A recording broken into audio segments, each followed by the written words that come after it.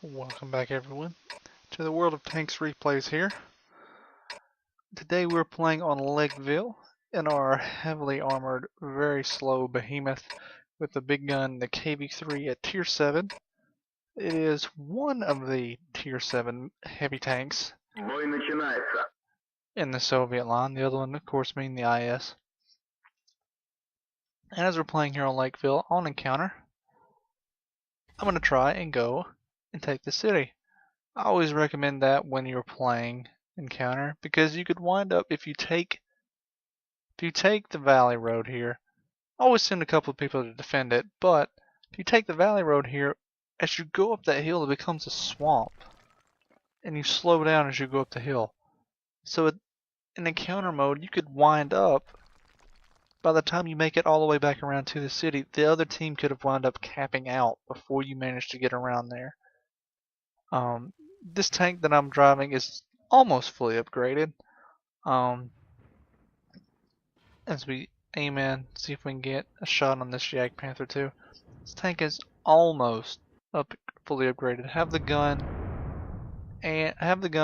as well as the turret and the tracks. And I think it's the second upgraded engine. I don't have the top one yet. So I guess I could get a little bit more horsepower here, but not that much. I always do suggest, as you see me driving behind this ridgeline here, going low, as well as take the high road here to avoid getting spotted by light tanks that camp on this road right here. There's plenty of bushes here, and I see it all the time, even as a scrub like me, where it's easy for a light tank to come down and sit in one of these bushes here with a good view range, and they can spot you on this road here, and they can spot you on that road there. So to avoid getting spotted and getting shot by all these tanks over here, as you see, even back here, my draw distance is almost enough to spot people over here if someone's lighting them up. So always take the high road or take the far down here to avoid getting shot at. So driving forward here, got an IS-3 backing us up here. So we look over and I see a shot at that Jag Panther 2. And I'm aiming in, aiming in, aiming in, aiming in, aiming in. Someone takes him out before we can fully aim. So we pull forward here.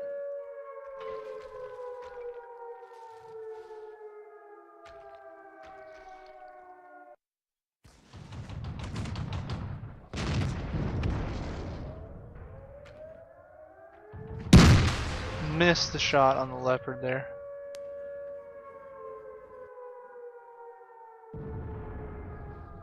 But a wild VK pops up and we hit his track and do 431 damage with this gun here. And he is stuck. Takes another shot there. We put a clutch shot. I was surprised that one actually flew through and actually take him out there.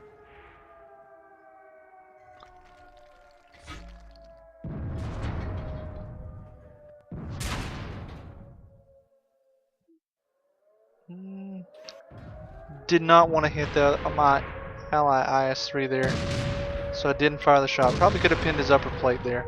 We back up and I see the RVK here is taking it on with his T-44, putting shots into him. He pulls forward. I thought he was going a little bit forward, so I adjust my aim, put another shot into him, another high roll, 439, and let the VK finish him off. So I push forward here. Do a little side scraping here against this Churchill 1.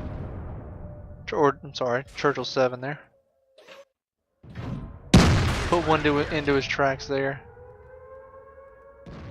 Back up again, do some more side scraping. Just give him tracks. Let the sight settle down, put another one into him there. Another high roll. 444. Just looking around there. And he's gotten away. So we're going to angle around and try to get around this T-44 and put the pressure on. As you see, we are actually leading by tanks now. Don't get to it in time for our KV-1S, for that KV-1S to take out our IS-3. Just missed him, but we do get vengeance on him there.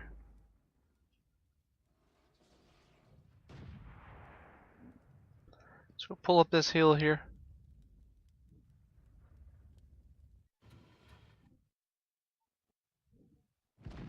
Angling in, aiming in on this T-69, but he dies before we fire. And that's one thing you'll find in this tank is it's a situation of a lot of times you'll aim on stuff for a long way away. It's fairly accurate, but so we clutch fire the Chaffee there and have that IS bounce off our gun mantlet. But I say, oh, and we take a track shot from the SU-100. Lucky there. So we see him coming up from behind here. That Churchill's going ham again, though, and he hasn't learned his lesson, so we'll finish him off. Pulling back forward here again, as that SU-100's had better days. He's up against the Ferdinand and our VK, and he gets taken out. So I'm looking around seeing that IS there, and I'm thinking, I'm going to go after him, but then their own IS-3, who is a very good player. You see he's in pink up there, or violet, whatever you want to call it. And he is putting the pressure on our Ferdinand there. But I wait for him to angle his armor, that pike up there, excuse me, to be angled towards me so I have better penetration with him. So I can put that shot in there. And my track, yes, gets damaged by my own T-43. T-29 puts a shot in the IS-3's backside. We pull around and kill still like a boss. And with that, we pick up 2,900 damage there.